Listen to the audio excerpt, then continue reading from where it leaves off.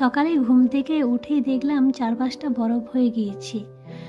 তো hello everyone, সবাই কেমন আছেন? আমার ছোট্ট একটি ভিডিওতে আপনাদের সবাইকে স্বাগত জানাই। আশা করি সবাই ভালো আছেন এবং আমিও খুব ভালো আছি।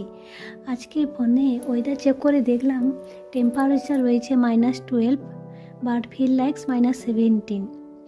এখানে কিন্তু ভীষণ পরিমাণে ঠান্ডা পড়েছে।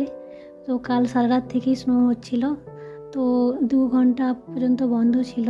ওইগুলোর টেম্পারেচার বাড়ার সঙ্গে সঙ্গে বরফ জমে গিয়েছিল, বাট আবার স্টার্ট হয়ে গিয়েছে। ভীষণ পরিমাণে স্নো পড়ছে, দেখুন চারপাশটা পুরো সাদা হয়ে গিয়েছে এবং কিছুই যেন দেখা যাচ্ছে না। গাছগুলো একদমই বরফে ঢাকা হয়ে গিয়েছে, চারিদিকটা শুধু সাদা হয়ে গিয়েছে।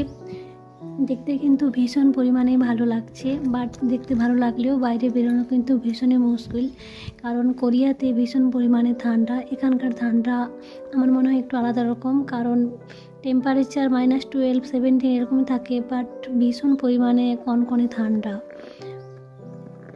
গাছগুলোর কিন্তু ভীষণই কষ্ট হয়, আমি মাঝে মাঝে এসে গাছ থেকে বরফ সরাই। বাড়িতে থাকলে কিন্তু আপনি বুঝতেই পারবেন না, কারণ প্রত্যেকের বাড়িতে এখানে রুম হিটার রয়েছে। তো বাইরে বেরোলে কিন্তু ভীষণ পরিমাণে কনকনে ঠান্ডাতে এখানে ভীষণ পরিমাণে কষ্ট হয় মানুষের। তবে দেখতে কিন্তু ভীষণ পরিমাণে সুন্দর লাগে, কারণ কোরিয়া তো সৌন্দর্যের দিক দিয়ে খুবই এগিয়ে। চলো এটা কিন্তু একটা মূলত স্কুল গ্রাউন্ড, এখানে সবাই আসে। বাচ্চারা দেখুন একটু কিন্তু এই সময় খেলতেও পারবে না। গ্রীষ্মকালে কিন্তু সবাই এখানে ওয়াকিং করার জন্য আসে। খুব সুন্দর প্লেস এটি। তবে বরফ ভীষণই প্রিয়, ঠান্ডা লাগলেও আমার কিন্তু ভীষণই ভালো লাগে। চারিদিকে শুধু স্নো আর স্নো, এতই কনকনে ঠান্ডা, আমি তো যেন পুরো ডিপ ফ্রিজের মতোই ঠান্ডা হয়ে গিয়ে যাচ্ছি। তবে এখানে কিন্তু সব জায়গাতেই হিটার রয়েছে, বাসে ট্রেনে সব জায়গাতেই হিটার রয়েছে। আর সাউথ কোরিয়ার রাস্তাগুলোতে যেগুলোতে গাড়ি চলাচল করে, তো ওইগুলোতে স্নো হলে বালি বা নুন এরকমই ছিটিয়ে রাখে সকাল থেকেই।